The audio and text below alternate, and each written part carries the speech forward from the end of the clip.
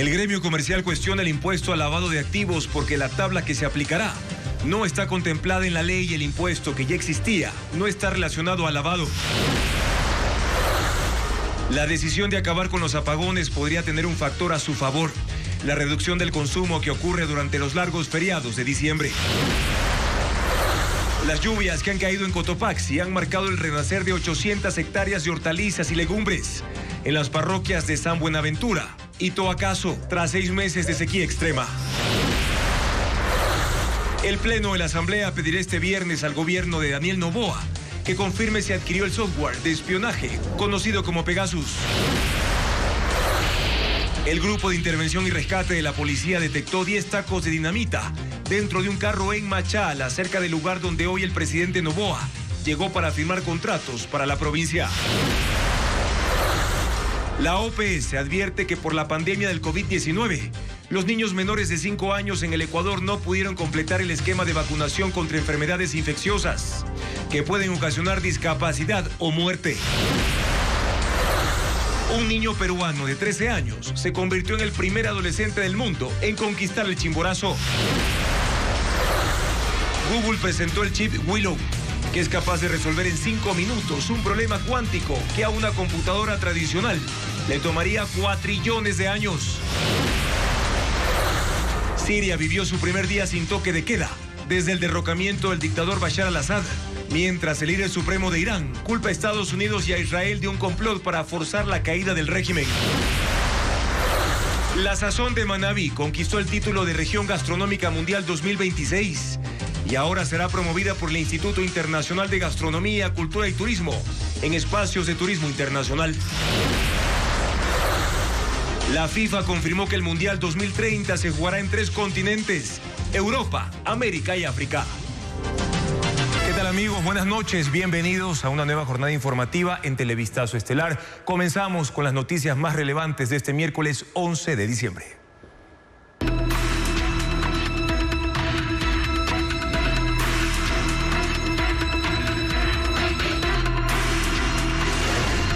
Ley de lavado. ¿Quién dirime? La publicación de la ley para el combate del lavado de activos levanta reacciones. El gremio comercial cuestiona el impuesto a la compra y venta de vehículos usados porque la tabla que se aplicará no está contemplada en la ley y el impuesto que ya existía no está relacionado al lavado. Adriana Bermeo recogió las posturas. El gremio comercial reaccionó al impuesto por la compra y venta de vehículos usados contemplado en la ley para el combate del lavado de activos enviado por el Ejecutivo al registro oficial. Hace 2 señalamientos. Primero, se preguntan de qué forma la creación o modificación de un tributo aporta, previene o disminuye el lavado de activos en el país. La Cámara de Comercio de Guayaquil dijo en un comunicado que combatir el lavado de activos requiere acciones de control efectivas y no más impuestos. La Cámara de Comercio de Ambato resalta que el impuesto ya existe con otro nombre. El tema de autos usados ya ha estado evaluado, ya ha estado revisado. Estamos hablando de una banda, de un nuevo impuesto básicamente, que lógicamente va a apoyar a la recaudación tributaria, pero no está realmente estipulado cuánto va a ser aportante, ¿no es cierto?, para disminución sobre el lavado de activos. Segundo, el sector cuestiona que en la ley que fue publicada no está la tabla progresiva que servirá para cobrar el impuesto. Solo se dice que será de hasta el 5% del valor del vehículo. El SRI deberá emitir un reglamento con los porcentajes y aunque el gobierno ha anticipado que los vehículos de hasta $20,000 pagarán el 0.75%, esa tabla, señalan los gremios, podría modificarse en cualquier momento porque no está en la ley.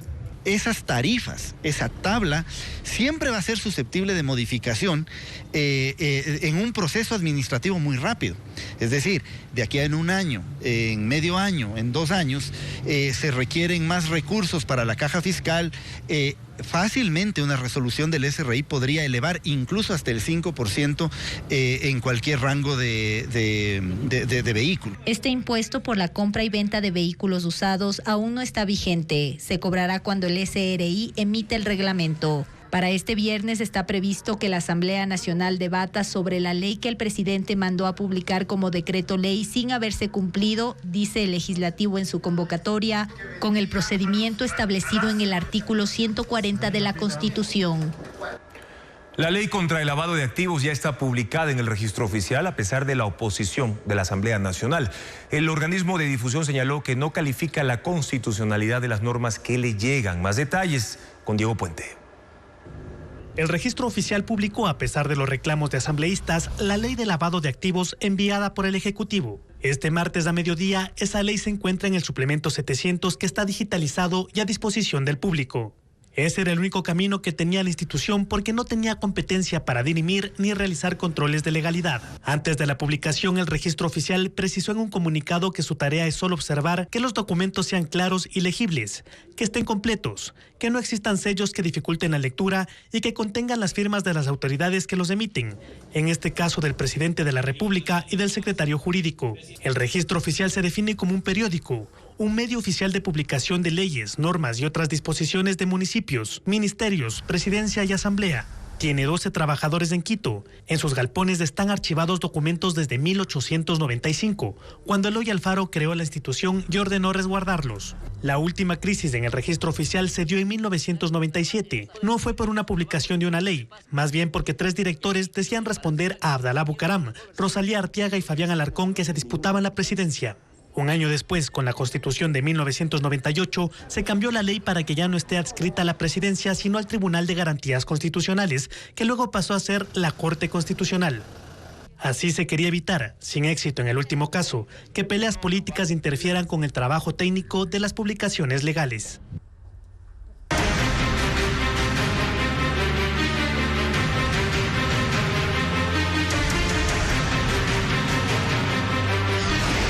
Apagones, la apuesta presidencial.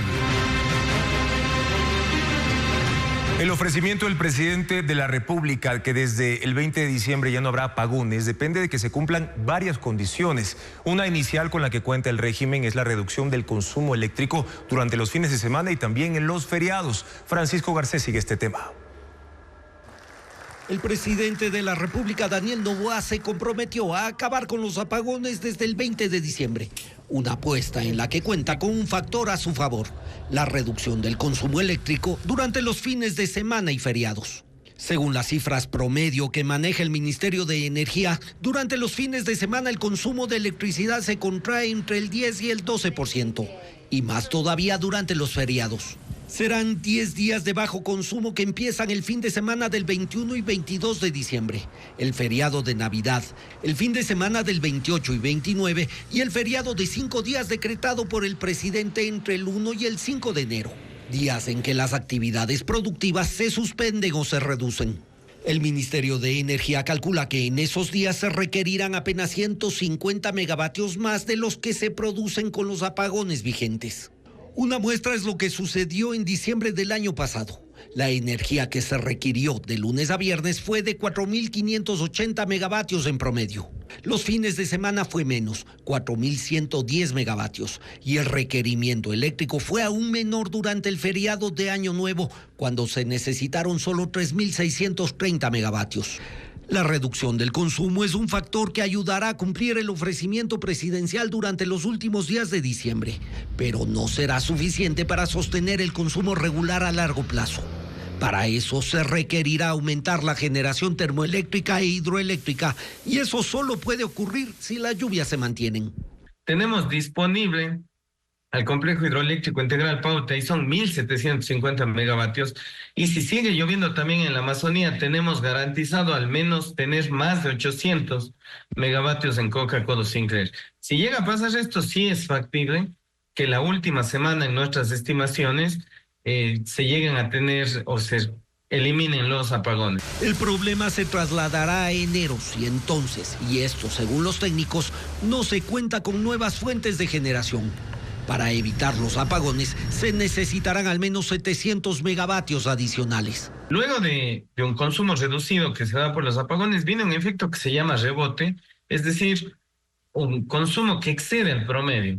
Y después de un tiempo se vuelve a estabilizar, se vuelve a la normalidad. Entonces ahí vamos a tener un pico. El gobierno apunta a que hasta finales de febrero estén disponibles 681 megavatios de 6 contratos adjudicados para la compra y alquiler de generadores térmicos. Lo que hace un mes era tierra seca, hoy comienza ya a transformarse. Las lluvias de la última semana en Latacunga han devuelto el verdor a los cultivos del llamado Triángulo Hortícola del Cantón. Patricio Vira tiene más detalles. Las lluvias en Latacunga, Cotopaxi, marcan el renacer de 800 hectáreas de hortalizas y legumbres en las parroquias de San Buenaventura y Tuacazo. Tras 6 meses de sequía extrema, los cultivos recuperan su vitalidad. A 7 kilómetros al nororiente, 100 familias de San Buenaventura regresan a los campos para sembrar remolacha, lechuga, cebolla y brócoli. Con el arado en marcha, proyectan cosechar 4 toneladas de hortalizas en 3 meses, buscando mitigar las pérdidas económicas por la sequía. Con estos 5 días de lluvia, nosotros ya nos sentimos contentos porque nuestros productos ya van a irse a comercializar. En la parroquia de Tuacazo, a 70 kilómetros, 250 familias apuestan por la recuperación de su producción de col, espinaca, zanahoria y acelga. La llegada de la lluvia renueva sus expectativas de retomar el ritmo y abastecer con 10 toneladas de hortalizas y legumbres a las provincias de Tungurahua, Chimborazo, Bolívar y Pastaza.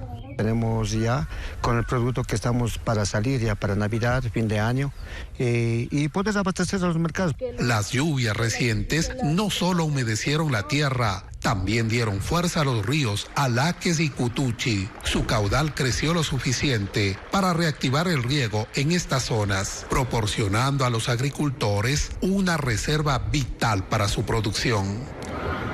Drones con un peso de 104 kilos llegaron a Ecuador y son usados para la agricultura. Esta tecnología mejora la fumigación y en algunos casos reemplaza las tradicionales avionetas. Diego Puente informa que cada unidad puede llegar a costar $33.000. Son grandes, pesados, pero veloces y versátiles. Son drones para uso agrícola que están ganando mercado en Ecuador para la fumigación y abono de plantaciones y la alimentación de camarón. El peso de las máquinas más grandes y de sus baterías suma 54 kilos. Para levantarlas se necesita 2 hombres. Una vez colocado en el punto de despegue, se vierte su carga. 50 litros de agua mezclada con agroquímicos que alcanzan para fumigar entre 1,5 hectáreas y 8 hectáreas, dependiendo del tipo de cultivo. Se usan sobre todo en arroz y banano. El costo de fumigación por hectárea depende de los obstáculos en el camino, del número de hectáreas, el tipo de cultivo y del tipo de químicos a usar. En general oscila entre $15 y $20 la hectárea. Está bien. En el país existen 11 empresas de aeroservicios formales. Cada una cubre entre 700 y 900 hectáreas al mes. En Guayaquil, Quevedo, Santa Lucía, Machala, Quito y Latacunga hay al menos 20 casas comerciales que importan y comercializan drones agrícolas. Los venden a empresas dedicadas a la fumigación y también a finqueros para uso propio. Su uso es cada vez más común. Cuestan entre $25.000 y $33.000. Depende de la marca, el número de baterías y de cámaras y la capacidad de carga. En las casas comerciales ofrecen mantenimiento, venta de piezas y también capacitación para su operación que requiere permisos especiales de la Dirección de Aviación Civil.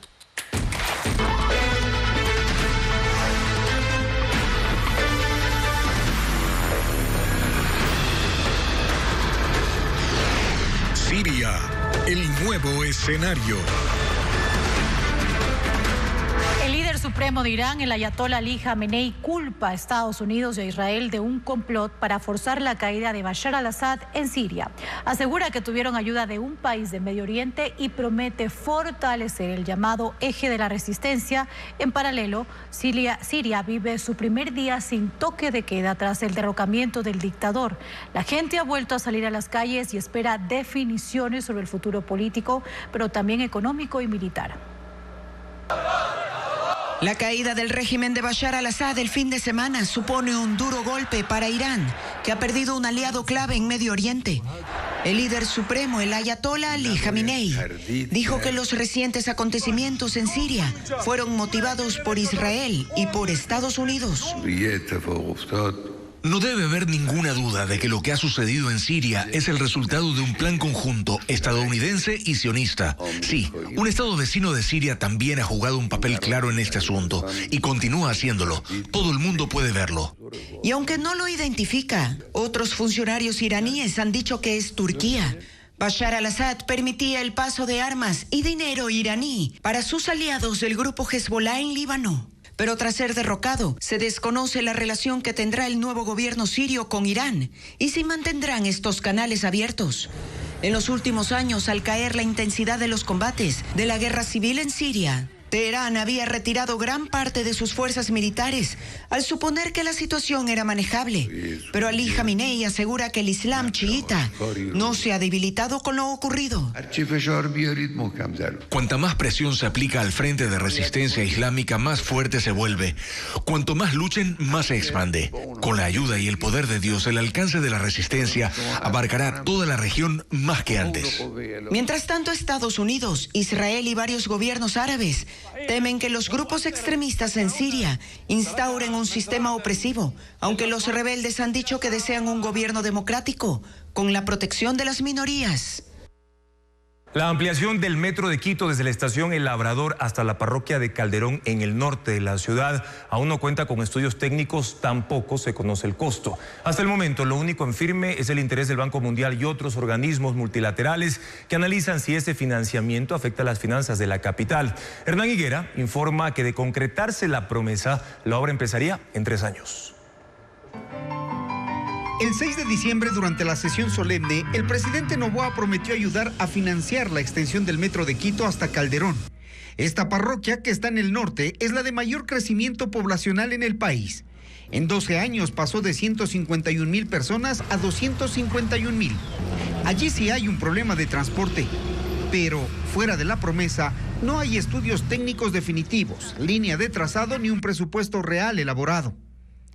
Actualmente el metro llega hasta la estación El Labrador. Llevarlo a Calderón implicaría extender el túnel 6 kilómetros. En los planes se había contemplado en el norte hacerlo hasta la Ofelia. Hasta Calderón, según Alex Pérez, secretario de Movilidad de Quito, el costo estimado es de $600 millones. Se toma como referencia el costo por kilómetro de la primera línea del metro. Hay que ver el número de estaciones que se van a construir, la topografía desde la Ofelia a Calderón o Carapungo ya no ofrece tantas facilidades de muchas paradas.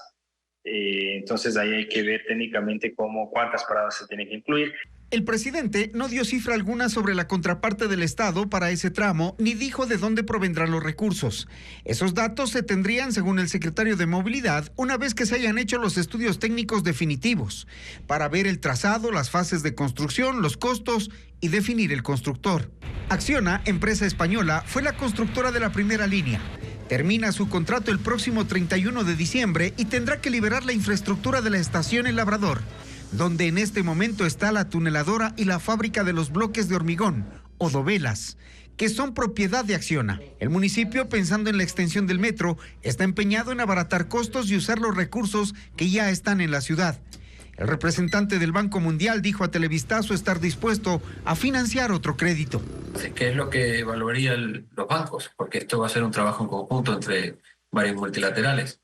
El impacto fiscal en las finanzas del municipio, si el municipio se lo puede permitir, la viabilidad económica, que es lo más importante, cuáles son los beneficios sociales del proyecto en términos de ahorro de tiempo, reducción de emisiones, mejoras de seguridad vial, y que eso sea significativamente mayor al costo. Saber que no estamos invirtiendo en algo que no nos va a traer el beneficio de desarrollo que queremos, y la viabilidad. Así, la promesa hecha al calor de las fiestas de Quito debe seguir un proceso que, de ser exitoso, tardaría al menos 3 años.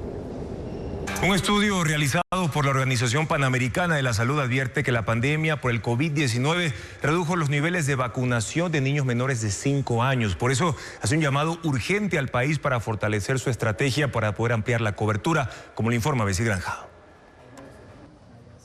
Ella es Marjorie Merizalde y su pequeña Inara, de 1 año y 2 meses de edad.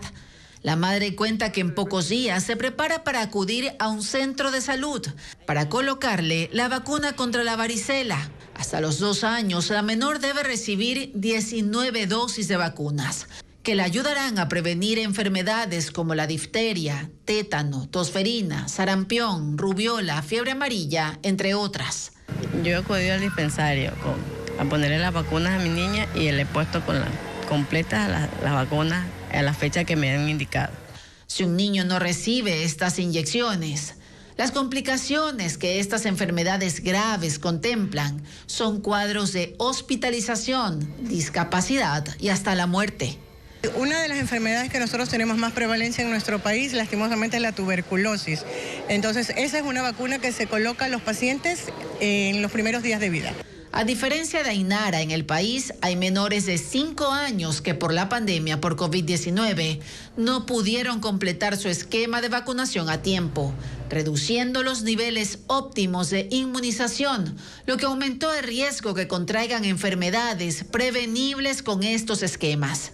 Así concluye un informe de la Organización Panamericana de la Salud, el cual además resalta que solo el 50% de menores de 1 año durante la crisis sanitaria por COVID-19 recibió todas las dosis.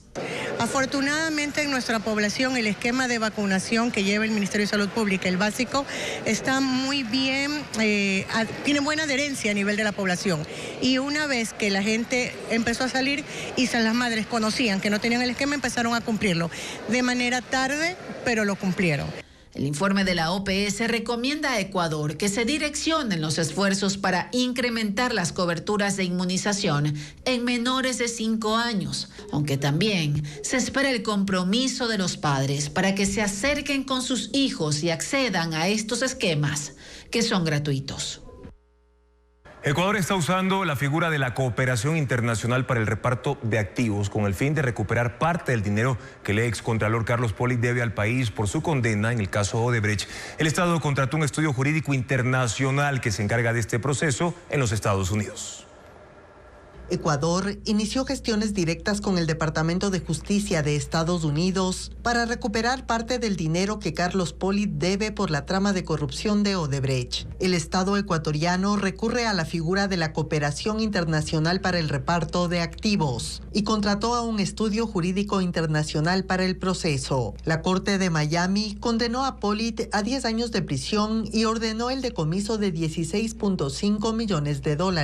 Ecuador aspira a obtener parte de ese monto para cubrir en algo los $40.4 millones ordenados en la sentencia nacional por concusión en el caso Odebrecht. El procurador Juan Carlos Larrea comentó que hay antecedentes exitosos con Suiza, que tras la aplicación de esta figura aceptó compartir los fondos incautados en un caso de lavado de activos. Los condenados tenían $340,000 y Suiza entregó la mitad a Ecuador. El bufete de abogados contratado por el Estado también adelanta conversaciones con Estados Unidos por el caso de John Polit, hijo del excontralor.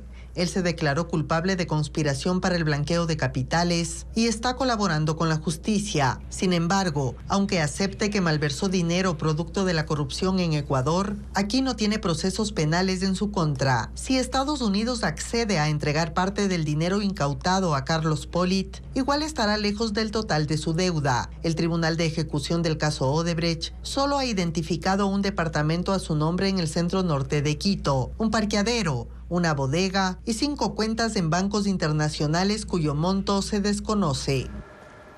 El Tribunal Contencioso Electoral negó la apelación de la presidenta del Consejo Electoral, Diana Tamaín, a su denuncia por violencia de género contra el periodista Roberto Aguilar por su artículo Diana, levántate y anda. Los jueces determinaron que no hubo estereotipos de género o intimidación contra la funcionaria, informa Patricio Díaz.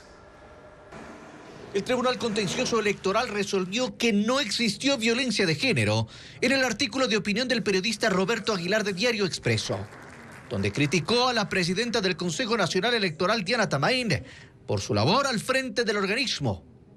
La funcionaria denunció a Aguilar argumentando que afectó su imagen pública con calificativos incluidos en la nota periodística y que, según ella, invocaban su condición de mujer.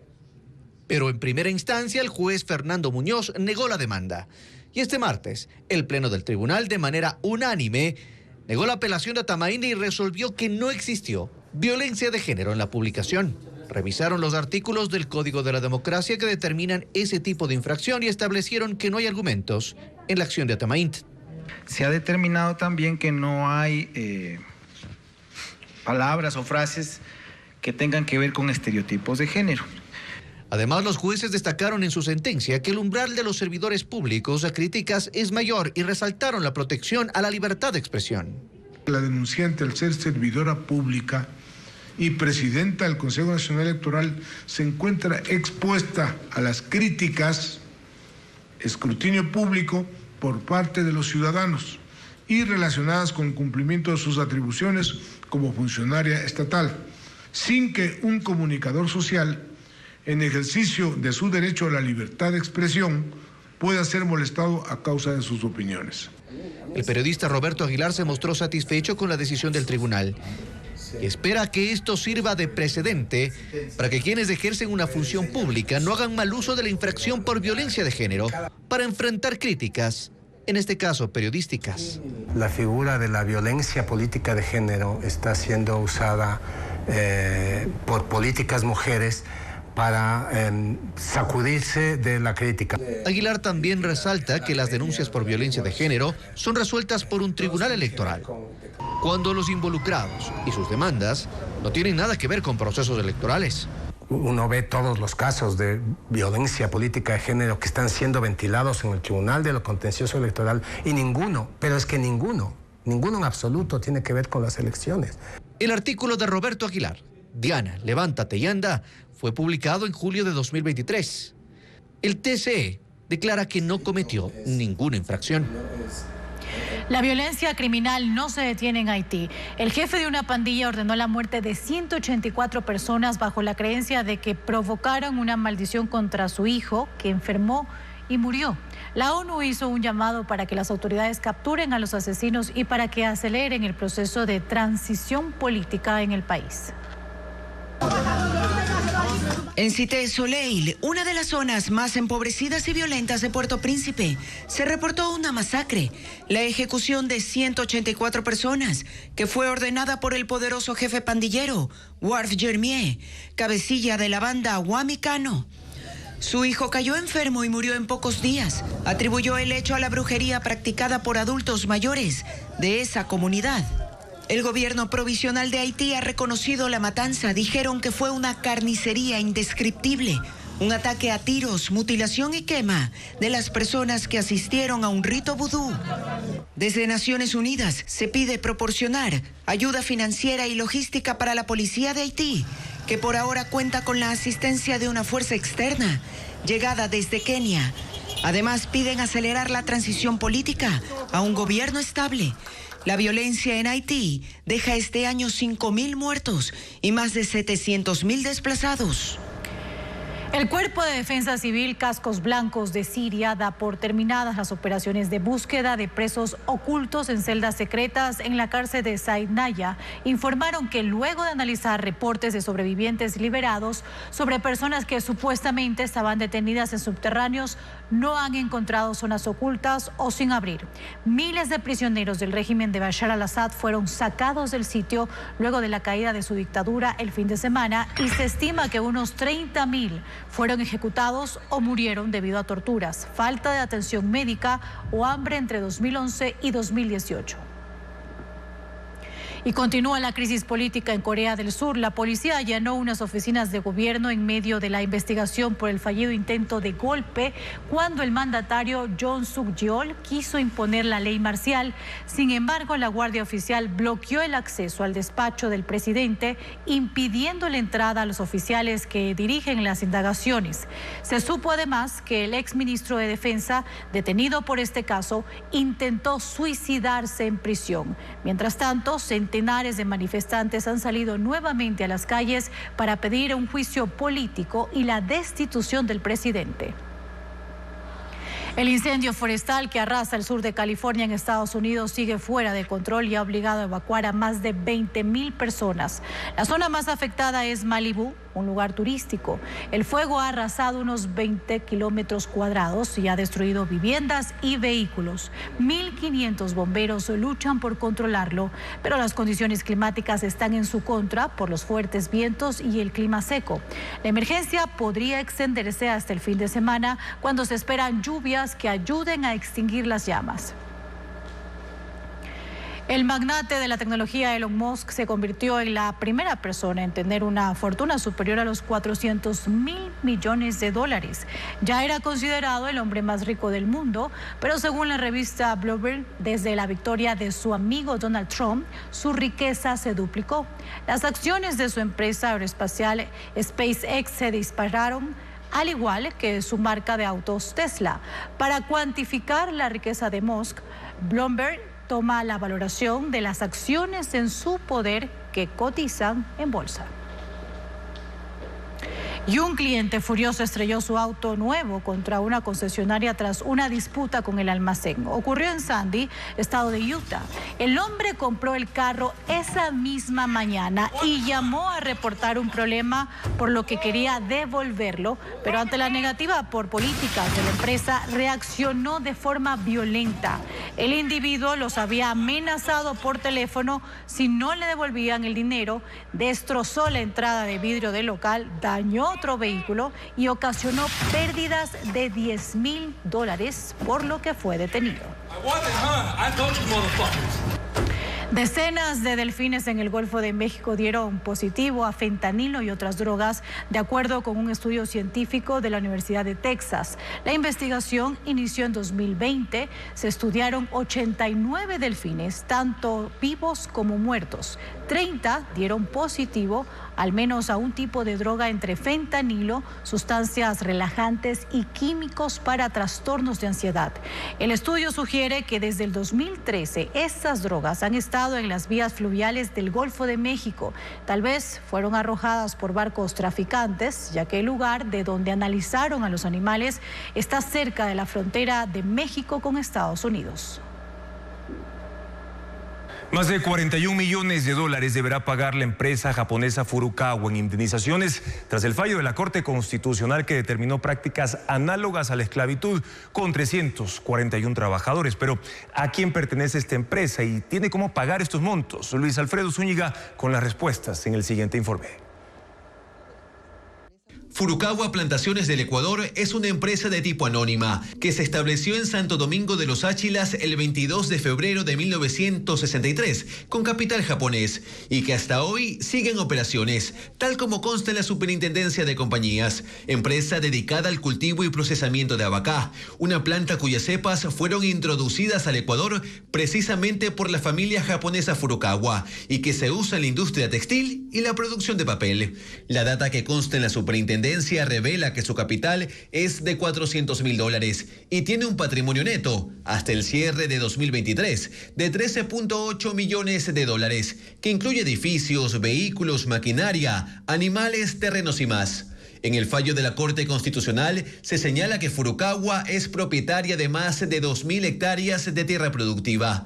La empresa aseguró en su último comunicado que 300 han sido ocupadas ilegalmente por una parte de los denunciantes, pero la abogada de estos demandantes aclaró esto en el programa Contacto Directo. En efecto, existían pequeños grupos familiares que se encontraban en resistencia dentro de algunos de los campamentos, específicamente en 2, pero en realidad ellos no son invasores, ellos son trabajadores que son víctimas de la compañía. En el servicio de rentas internas consta que la compañía tiene a su nombre una matriz en Santo Domingo, una sucursal en el centro de Guayaquil y 23 haciendas distribuidas en Santo Domingo de los Áchilas, Los Ríos y Esmeraldas. La superintendencia muestra a Corazón Dominique Misa Villanueva, de nacionalidad filipina, como su actual presidente desde 2021 y la gerencia general está a cargo del abogado ecuatoriano José Adrián Herrera Villena desde septiembre del 2019. Herrera formó parte de los procesados en la investigación que sigue Fiscalía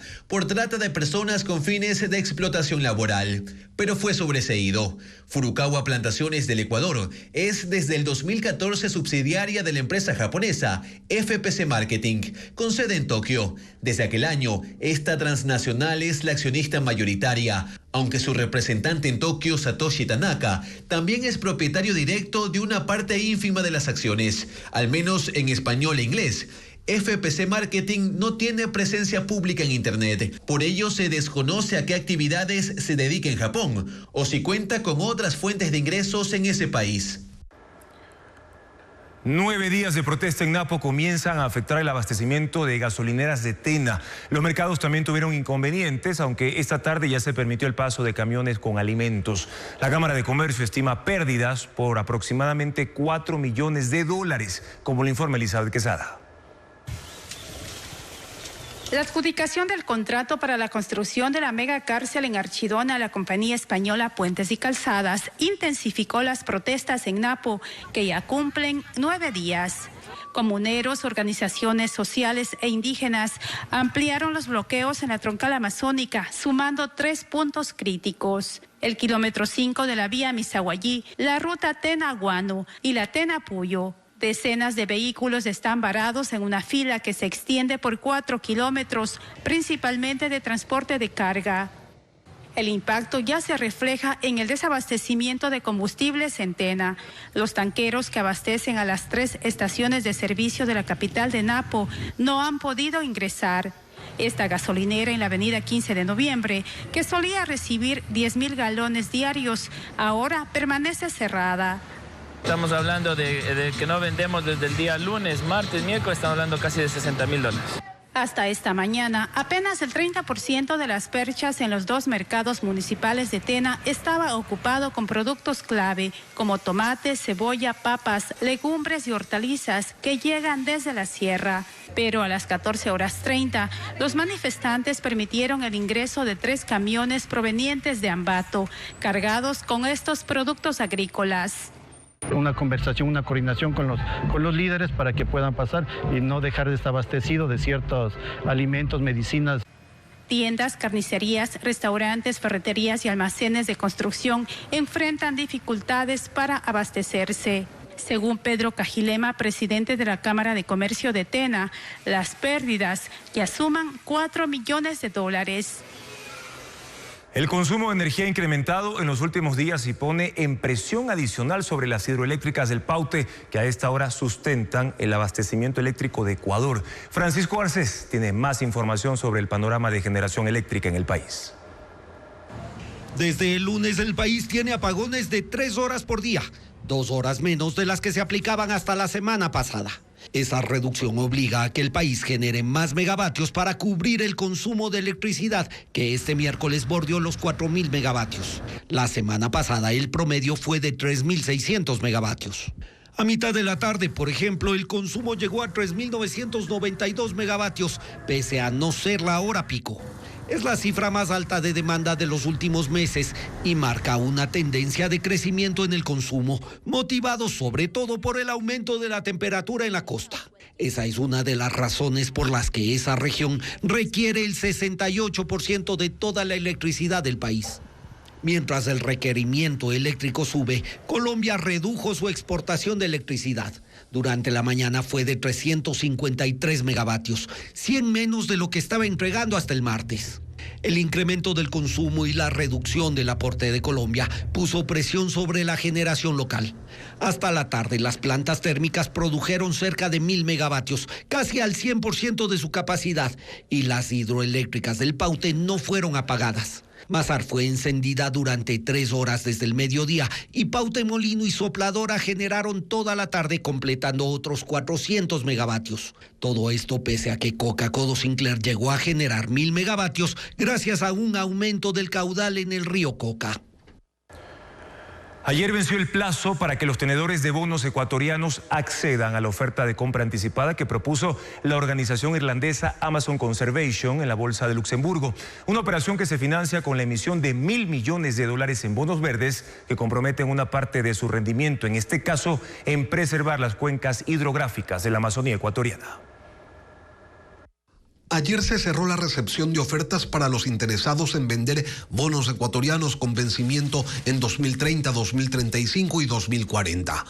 La organización irlandesa Amazon Conservation lo planteó ante la Bolsa de Luxemburgo y forma parte de una operación de canje de deuda que lleva adelante el gobierno ecuatoriano. Un canje atado al compromiso de destinar una parte de los recursos que se ahorren para la protección de las cuencas hidrográficas de la Amazonía ecuatoriana. Esta operación se complementa con una emisión de bonos verdes por parte del gobierno, emisión por $1.000 millones que vencerán en 2042. Estos bonos cuentan con una garantía de liquidez del Banco Interamericano de Desarrollo y un seguro contra riesgos políticos emitido por la Corporación Financiera de Desarrollo Internacional de Estados Unidos. Gracias a esas seguridades es que los bonos verdes de Ecuador tendrán una tasa de interés cercana al 6%. Sin esas garantías, el interés que le correspondería pagar a un bono que emita Ecuador superaría los 15 puntos porcentuales gracias al elevado riesgo país. Según la agencia de calificación de riesgos Standard & Poor's, esta negociación de canje permitiría, en un escenario moderado, reducir la deuda ecuatoriana en aproximadamente $700 millones y se prevé que al menos la mitad de eso de obligaciones cercanas al diferirlas a un mayor plazo. Esta es la segunda vez que Ecuador sale al mercado de capitales con bonos ambientales. Ya ocurrió en 2023 con el canje de deuda para conservar la Reserva Marítima de Galápagos, que permitió comprar $1.628 millones en bonos, pagando por ellos 656 millones. La Navidad es el eje central de los eventos culturales para esta semana. Obras teatrales y conciertos con instrumentos andinos forman parte de la agenda, como le informa Luis Alfredo Zúñiga.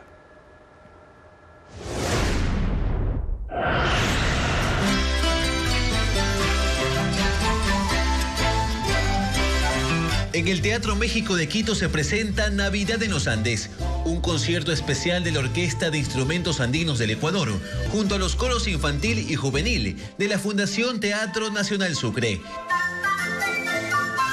El programa incluye una selección de 12 villancicos y melodías que evocan el espíritu navideño y celebran el mestizaje y la riqueza de los sonidos autóctonos de la música ecuatoriana. El evento se realizará el sábado 14 de diciembre a las 4 de la tarde.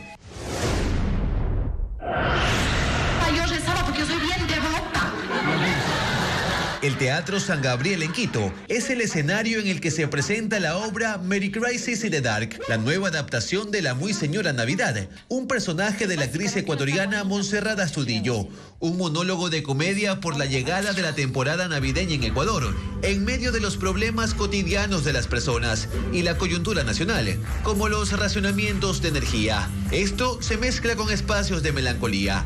Las funciones serán el 12, 13, 19 y 20 de diciembre, a las 8 de la noche.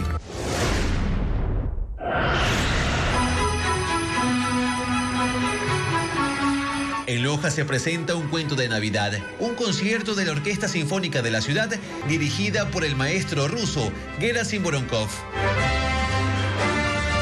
El evento se realizará el viernes a las 8 de la noche en el Centro Cultural Municipal Alfredo Mora Reyes y cuenta la historia de un niño que no cree en la Navidad y con la ayuda de 2 estrellas y los villancicos vuelve a creer en la magia de la época. Puerto Bolívar es el centro de la guerra entre 3 grupos criminales aliados a cárteles mexicanos y mafias europeas. Se disputan el narcotráfico y tráfico de combustible usado para los laboratorios de Perú. Berlín Ochoa con más información. Puerto Bolívar es una parroquia urbana de Machala donde está el puerto marítimo del Oro.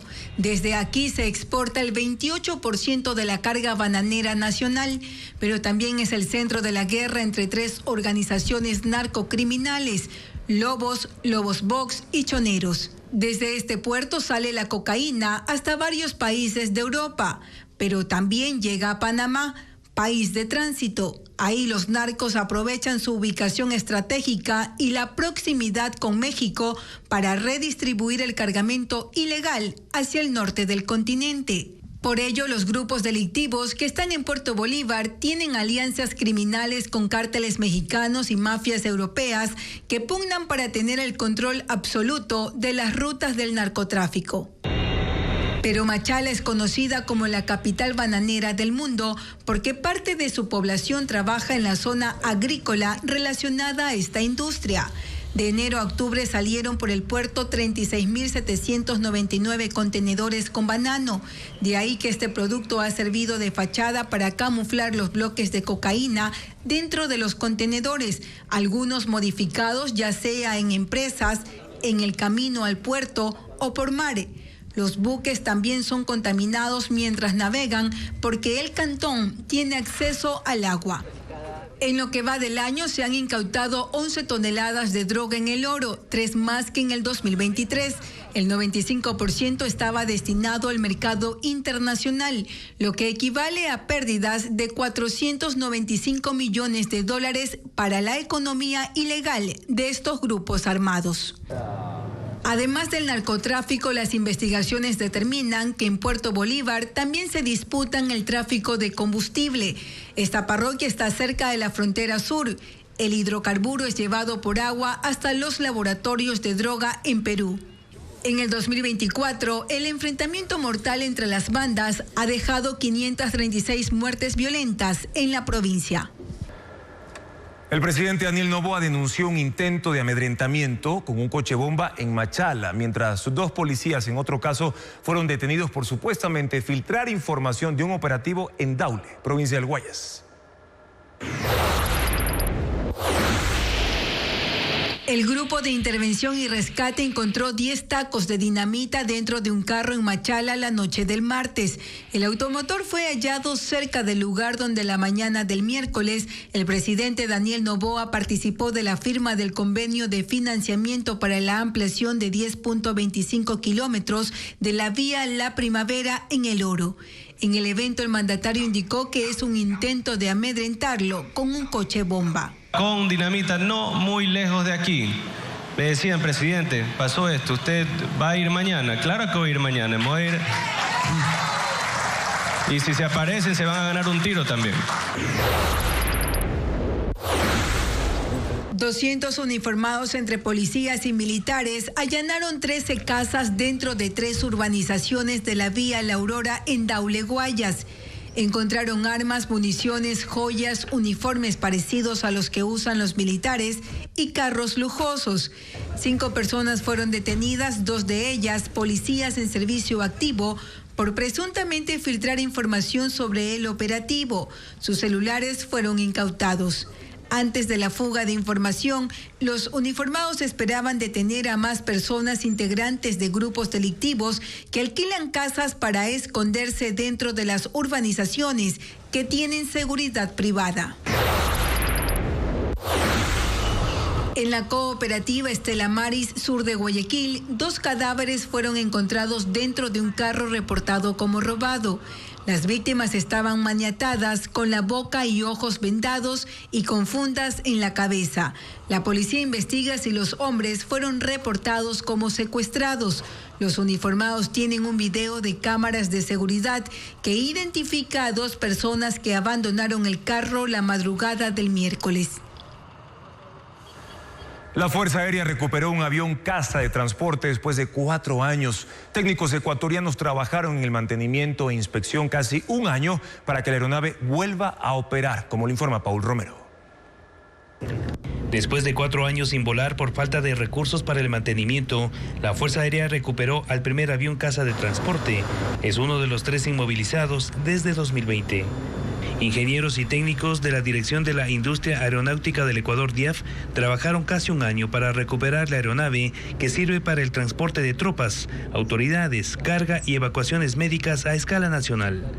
La inspección y el mantenimiento fue integral de motores, fuselaje, sistemas de comunicación, navegación, pintura. Estas aeronaves fueron adquiridas por la FAE en 2012 en España.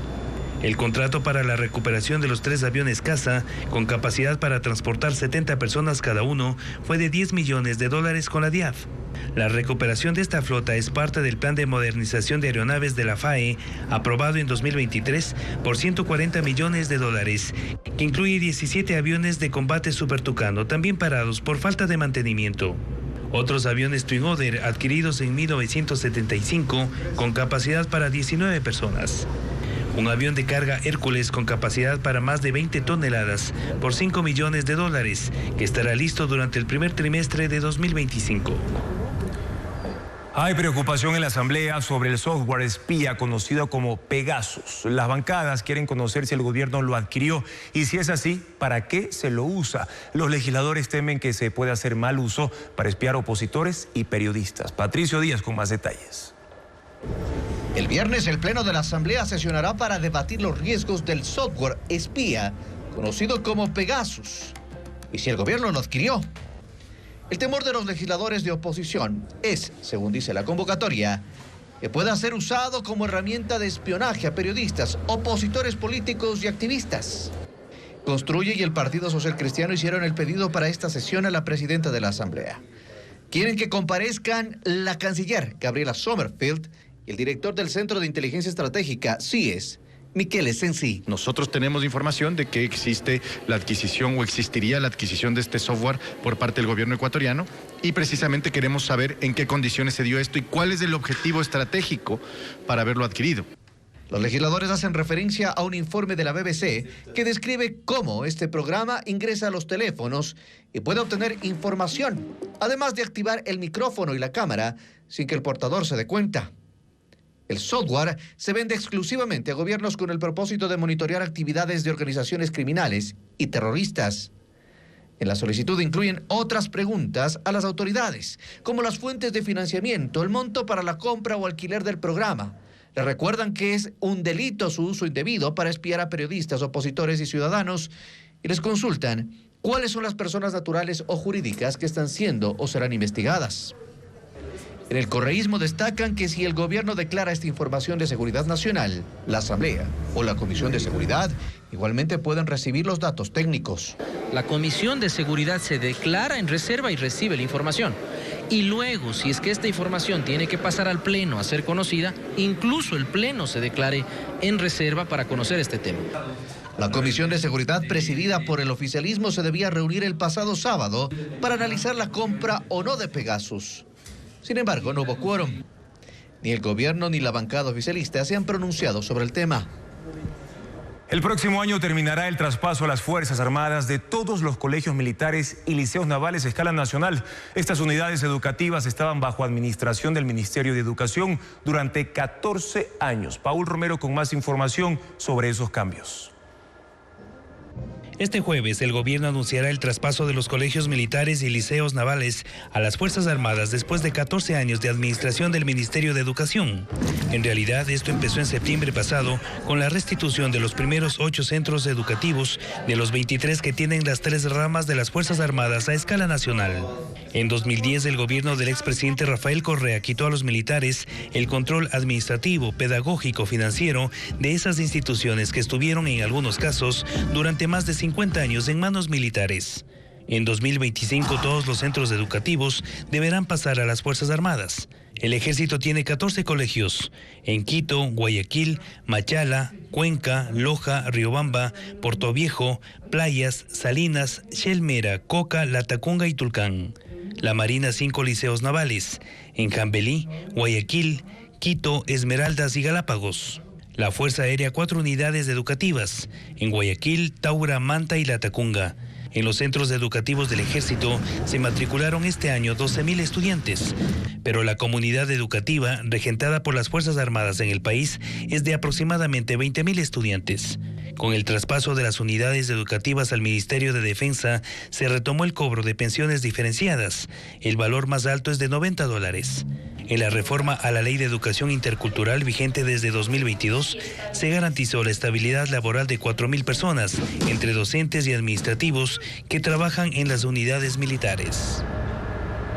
Un joven peruano de 13 años se convirtió en el primer adolescente del mundo en conquistar la cima del volcán Chimborazo. Ocurrió en febrero de este año y ahora se prepara para alcanzar la cima del Nevado Huascarán en Perú. Más detalles en el informe de Coavisa en conjunto con la Alianza Informativa Latinoamericana. Joaquín Valdivia, un joven peruano de 13 años, conquistó la cumbre del volcán Chimborazo, el pico más alto de Ecuador y del centro de la Tierra. Es el primer adolescente del mundo en conseguirlo. Junto a él, otros 2 jóvenes de la región peruana de Ancash formaron parte de una expedición. El grupo se preparó con un experto en montañismo durante 4 meses para enfrentar la nieve y las bajas temperaturas. A pesar del esfuerzo, solo Joaquín logró escalar en 5 horas los 6.263 metros sobre el nivel del mar. Bastante frío. Bastante frío. Sí. Primero llegamos a los 5.300, Campo Alto, Chimborazo. Hay unos domos. Ahí dormimos unas 3 horas antes de salir a las 11 de la noche. Salimos junto con un grupo más de extranjeros que habían ido. Ellos salieron antes, nosotros después. Pero conforme íbamos avanzando, nosotros nos habíamos preparado más y los superamos. No es la primera vez que Joaquín hace un recorrido de estas características. El año pasado conquistó su primera cumbre, el Nevado Pisco, a 5.762 metros sobre el nivel del mar. Fue el preámbulo para llegar al Chimborazo. Y con esta expedición invitó a otros jóvenes a dar su mayor esfuerzo. Que no se rindan, sigan sus sueños, entrenen, todo con dedicación se puede y nada está tan lejos. Ahora Joaquín entrena desde las 5 de la mañana para cumplir su próxima meta, la cima del Nevado Huascarán en Ancash, en Perú.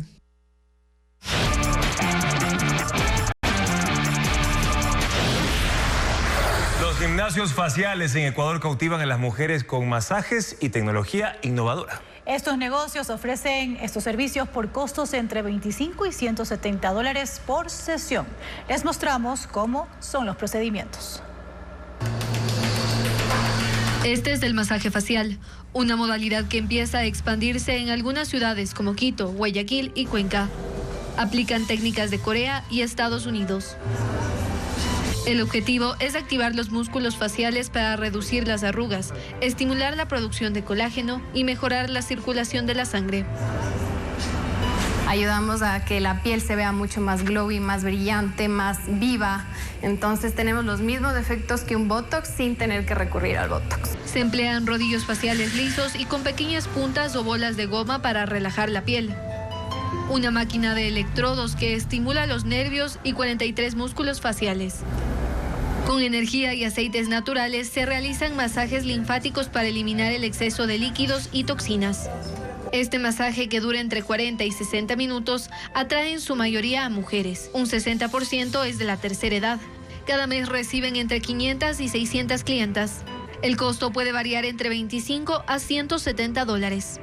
Sin que sean dolorosos, es un espacio para que las personas se desconecten, se relajen y sea un punto de encuentro para el bienestar.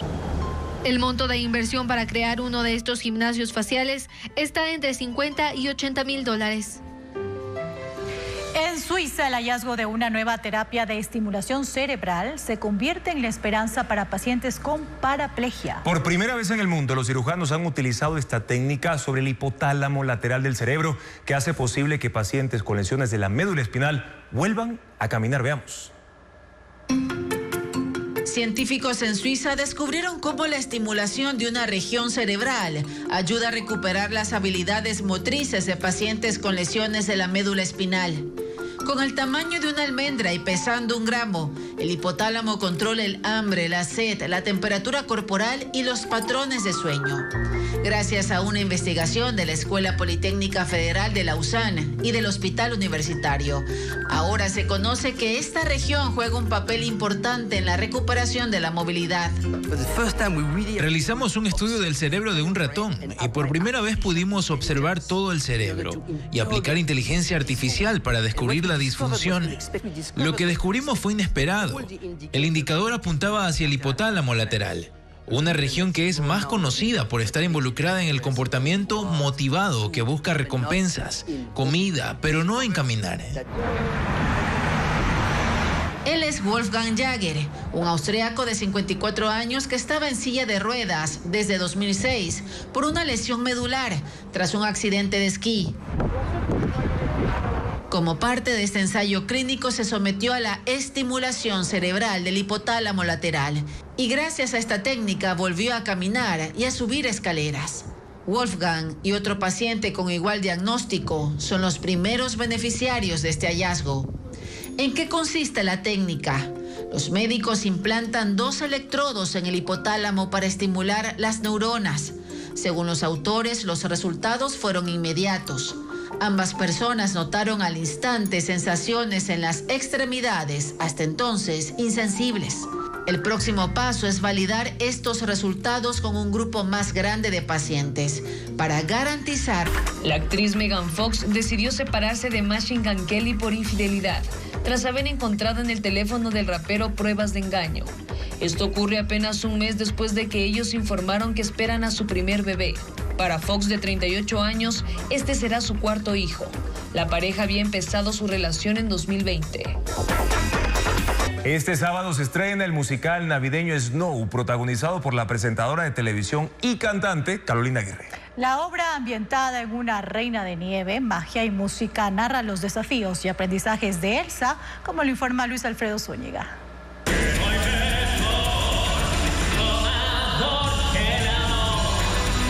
Este sábado se estrena Snow, la obra que cierra la cartelera del 2024 del Teatro Sánchez Aguilar en San Borondón. Este musical promete transportar al público a un reino congelado lleno de magia, música y aventuras. Carolina Aguirre es una de las protagonistas y personifica a Elsa.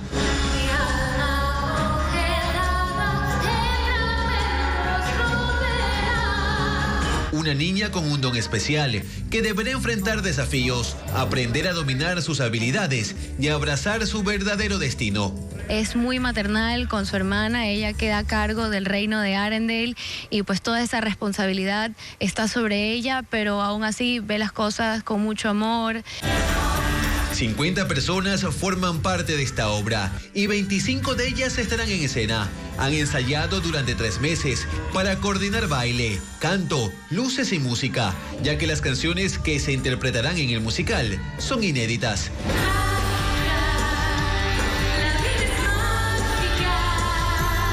El público también participará, ya que se ha preparado una experiencia inmersiva. Desde que entran van a sentir que van a estar en un palacio de hielo. Estaciones lúdicas, personajes y nieve serán parte de las experiencias que brindará el show para los asistentes. Es un show para toda la familia, tanto papitos como hijos chiquitos. Van a disfrutarse, se van a reír, van a cantar. Las funciones serán los sábados 14 y 21 y los domingos 15 y 22 de diciembre a las 11 de la mañana y a las 5 de la tarde.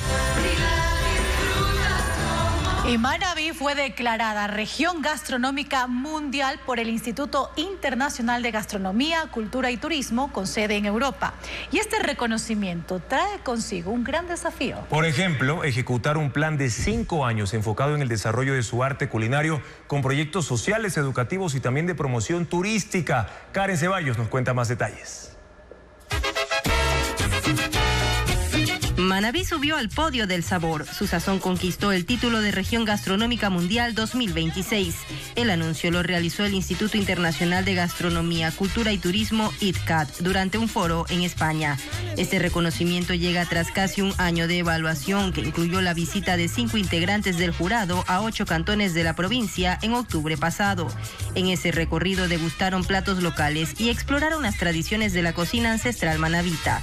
El título no solo proyecta a la provincia en el turismo gastronómico internacional, sino que también impone retos al comité promotor integrado por la Fundación Fuegos, la Prefectura de Manabí, la Universidad de Eloy Alfaro y la Cámara de Industrias. Ahora deberán poner en marcha el plan de acción enviado en la postulación, que se desarrollará entre 2025 y 2029. El plan tiene una valoración de $16 millones los 5 años, los 28 proyectos, los 8 programas. Esos recursos debe gestionarlos el comité. Ya hay conversaciones con organismos internacionales como la Corporación Andina de Fomento, instituciones estatales de Ecuador y la empresa privada. El plan incluye la creación de plataformas de difusión, escuelas y carreras universitarias centradas en la gastronomía ancestral, programas de agricultura sostenible que promuevan la producción de alimentos orgánicos libres de transgénicos y la organización de eventos internacionales. Y también el lanzamiento de una de las iniciativas que contempla la calidad de región gastronómica, que es preparar el concurso de joven chef de Iberoamérica. Otro componente es impulsar la marca Manabí Región Gastronómica con productos industrializados basados en recetas autóctonas, como derivados de maní, almidón de yuca y plátano. Con esta buena noticia terminamos esta entrega informativa. Gracias, amigos, por su sintonía. Mañana en Contacto Directo los invitados son Daniel Pintado, doble medallista olímpico. Él hablará en la serie de jóvenes ecuatorianos exitosos de su proceso para ser el mejor del mundo en su especialidad. Además, Eduardo Carminiani, abogado de Diario Expreso, y de Roberto Aguilar, para analizar la negativa del Tribunal Contencioso Electoral a la apelación de la presidenta del CNE, Diana Tamaint, que demandó una crítica del periodista a su labor como violencia de género. Sigan las noticias, amigos, a toda hora. Ya lo saben, ecuavisa.com. Información siempre verificada con el sello de Televistazo. Buenas noches.